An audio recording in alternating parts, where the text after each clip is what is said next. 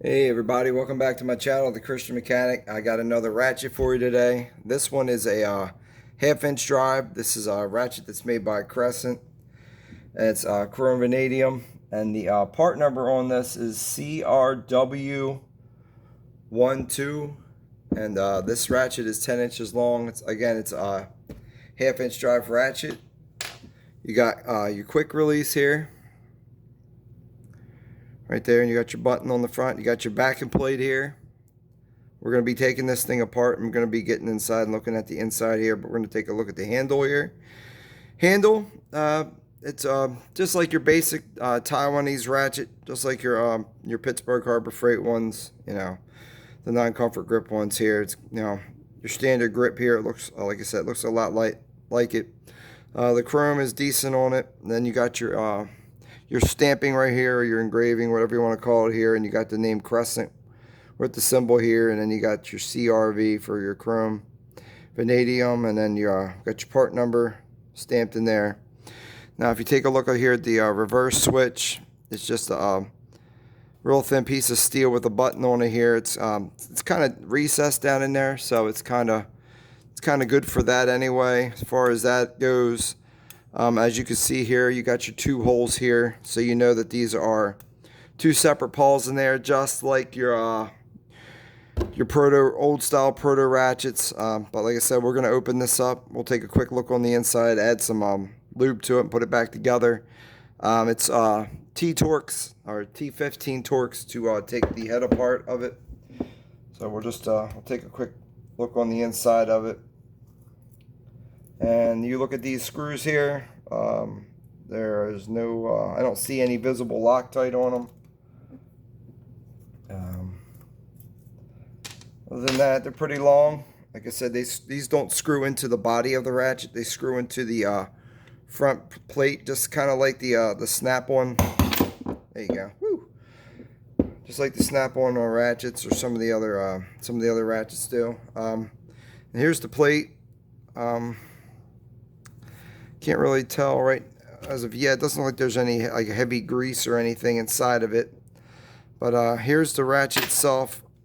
Now these are from work. These were in a toolkit, Crescent toolkit. So I forgot I had it in the bottom of one of my boxes. So I opened it up and saw there were some ratchets in there. So I figured I'd just bring it home. I may even bring the whole toolkit home. We can just do a little review on the whole kit. But these are the couple ratchets that were in there. The D10 here, like I said, there's a little bit of rust on this. Like I said, I stored it in a place where there was a lot of moisture and stuff. So here's your first pawl here, and it's got four teeth per side, and it's 72T. Oh, here we go. Probably see it better this way. It'll zoom in. 72 tooth, and it's got your half-inch drive, and it also has the L on there for your left-handed side. For that's where it goes, for your left. And then your other side, here's your springs. Just your like I said, it's just like your Harbor Freight or your other ratchets. Like I said, the proto ratchet is really basic design, like all these other tool companies. So, and then here's your reverse switch. And as you see, there's no way for me to get the switch out of the body, so you know this is peened over out on the outside here. So to get this off, you're going to have to grind on this outside of this switch to get it smoothed down enough to where you can pop the switch through. So we won't be taking the reverse switch out. I will be wiping the rust out of it, and I'm going to add some super lube to this just to see. Some of my other 72 tooth ratchets, the super lube worked just fine with it. There was no issues as far as teeth sticking to things and whatnot. Like I said, these are really easy to put back together because they got right and left. Everything's marked right onto the everything's marked right on it.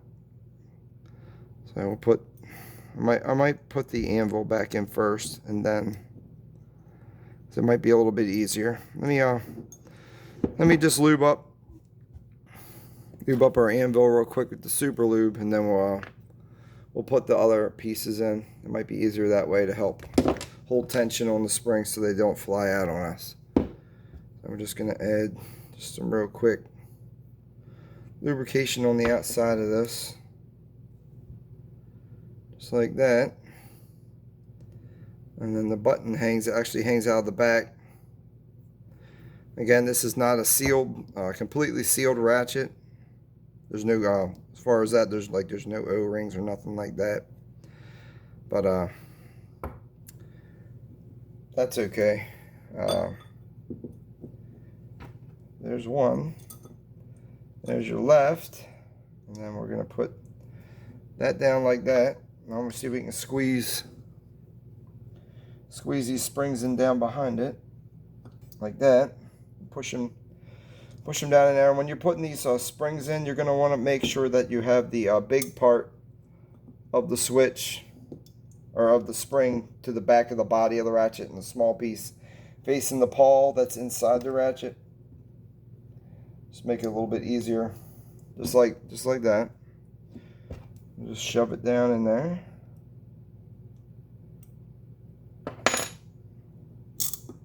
Just put my finger there to hold pressure on it.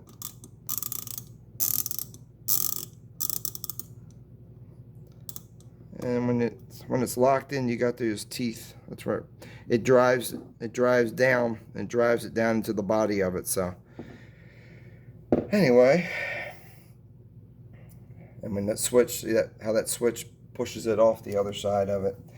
Like I said, there was a little bit of rust in here, so I'm just going to add some. Add some oil to the very bottom of this ratchet, just to help keeping it lubricated, because it's in a high moisture area where there's a lot of steam or whatnot. So it's not the best of things for tools.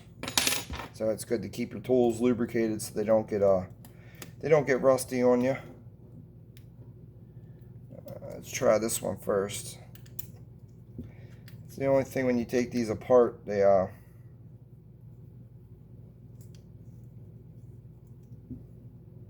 don't like to line up very well.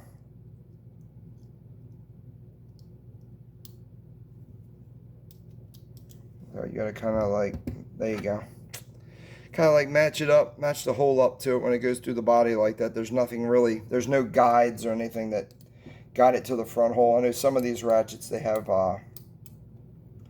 might have some little pieces of steel inside here to maybe help it go to the front of the body, but this is just, it goes straight through. There's no meat behind it once it gets through this back of this plate here. Just snug them down. And if you didn't want to take this apart and you wanted to get some oil down in there, like I said, you could just put a couple drops of oil in these holes here back where the pawl is, and you can actually put some around the edge here, and then work it around that way. And then the same thing around the front. You could just, around this anvil, just put some oil around there, work it around, and eventually the oil will seep inside. Will seep down inside the ratchet. And I'm going to add a little bit to the ball detent, because I did see a little bit of as you can see right there, there's a little bit of rust coming out of it.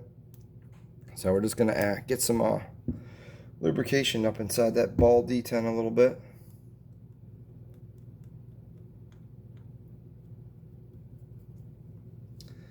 Like that.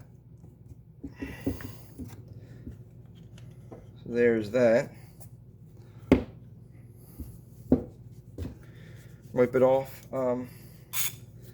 Couple videos I'm gonna have be coming up next. I can give you a quick look at here. I do have a pair of these Marson nut set rivet tool, or you want to, I won't go through it later, but yeah, I got this Marson nut set tool that I want to go over with. And then also I got a couple of heads for hammers here, and I got some new handles here that we're gonna mixing up together the liquid that hardens the whatever you want to call it, the compound. And then we're gonna make some new handles for these heads here, because I found these were laying inside of a toolbox at work. So we're gonna go ahead and we're gonna put new handles on these and revive these old heads here, get them back to where they can be used again.